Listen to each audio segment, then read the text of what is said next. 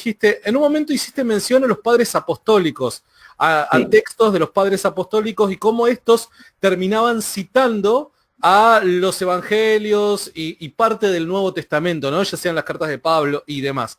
Mi pregunta es la siguiente, Dante, porque, a ver, cuando nosotros hablamos en el siglo XXI de citar, citar quiere decir, creo yo, escribir tal y como lo ha escrito o lo ha dicho una persona, ¿no? El orden y las palabras que utilizó el autor es sumamente importante conservarlo. Pero no era así en la antigüedad, si es que no me equivoco, no era así en la antigüedad.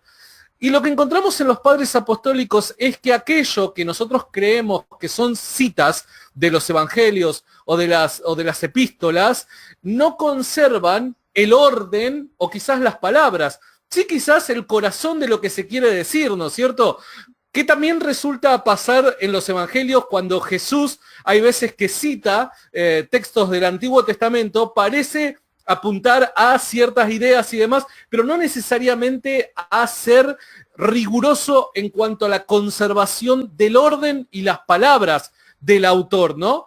Y hay escépticos que dicen, no, esto yo recuerdo haber debatido con un judío y me dice, esto vos no lo podés utilizar como cita. ¿Por qué? Porque no conserva rigurosamente el orden ni las palabras del autor de tal frase, ¿no? ¿Qué le dirías a una persona que te dice esto? A ver, en primer lugar, que parte de un estándar absurdo. O sea, el esperar que se hagan citas textuales prácticamente con formato APA en los documentos de la historia antigua es una expectativa irracional. Entonces, el problema no está en los documentos antiguos, sino en la expectativa absurda de la gente. Entonces, cuando uno entiende las formas en que se estilaba citar en documentos históricos antiguos, no solo en los evangelios, uno puede leer los documentos de rabinos judíos del siglo I o del siglo II, cuando citan el Antiguo Testamento, lo citan de modo bastante libre. Y no por eso vamos a decir que no contaban con manuscritos del Antiguo Testamento, ¿no? Claro. Ahora bien, las citas de los padres apostólicos, y si tomamos ya en conjunto de los padres de la Iglesia, nos permiten reconstruir gran parte del Nuevo Testamento. Y pensemos en lo siguiente. Si esto simplemente fueran ideas que se inventan los padres de la Iglesia, o que lo sacan de fuentes distintas a los evangelios, ¿por qué, aunque hayan determinadas variantes textuales entre esas citas, se puede hallar un hilo común con base en el cual en la crítica textual sí se puede terminar filtrando los textos?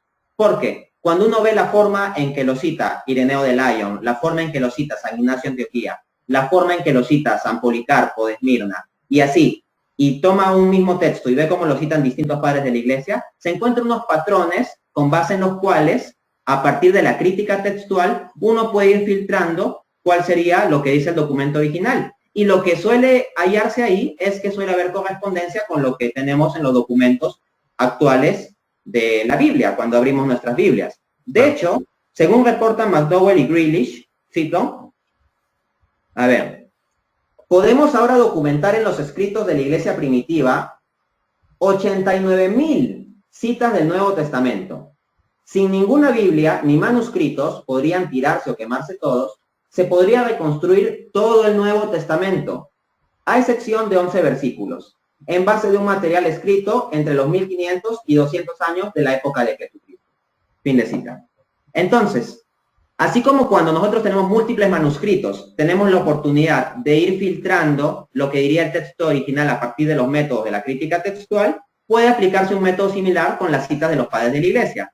A partir de las cerca de 89,000 citas de documentos neotestamentarios por parte de los padres de la Iglesia, se puede aplicar el ejercicio para ir llegando a lo que dirían los documentos que estos padres habrían usado.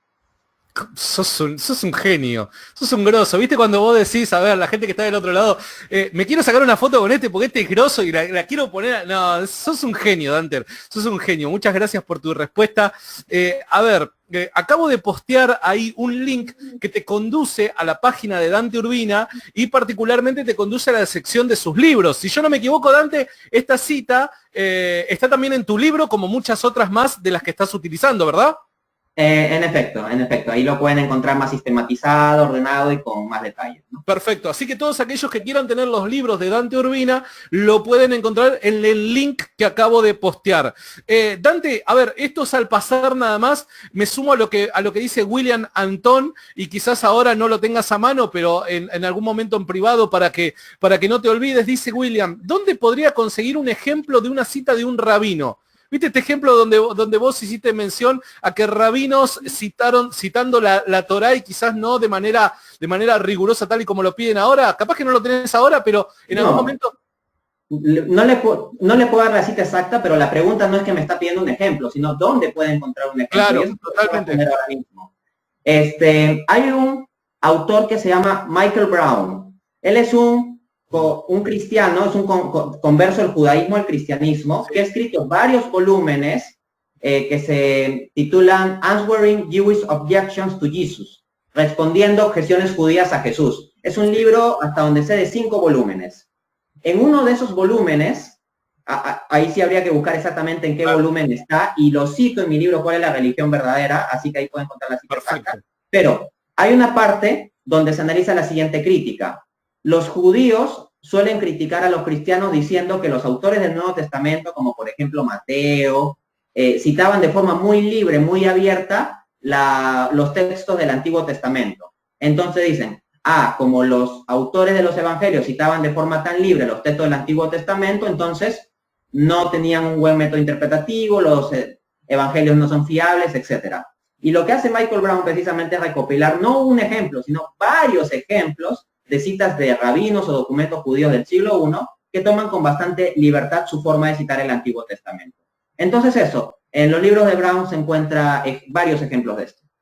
Buenísimo, buenísimo, genial.